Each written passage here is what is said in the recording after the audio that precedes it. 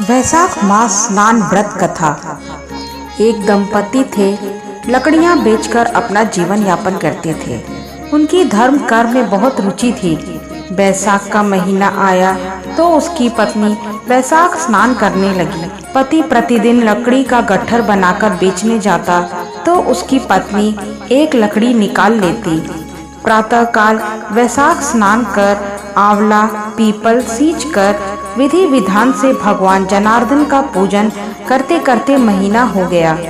पत्नी स्नान ध्यान से निवृत्त होकर बचाई हुई लकड़ियों का गट्ठर बनाकर बेचने गई। भगवान जनार्दन की कृपा व उसकी सच्ची निष्ठा से लकड़ियां चंदन की बन गई।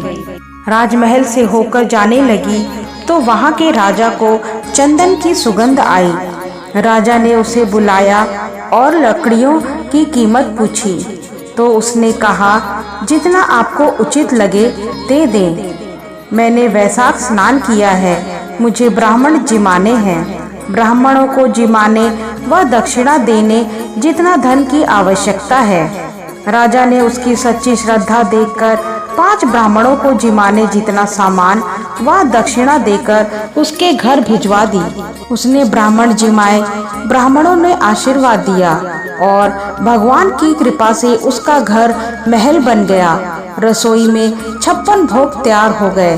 पति जब लकड़ियां बेचकर आया तो उसे झोपड़ी दिखी नहीं। आस पड़ोस वालों से पूछा तो उन्होंने बताया कि तुम्हारी पत्नी की श्रद्धा व भक्ति से प्रसन्न हो झोपड़ी महल बन गई। पति की आवाज सुन पत्नी बाहर आई। पति को क्रोध आया। उसने पूछा, तूने चोरी की या डाका डाला?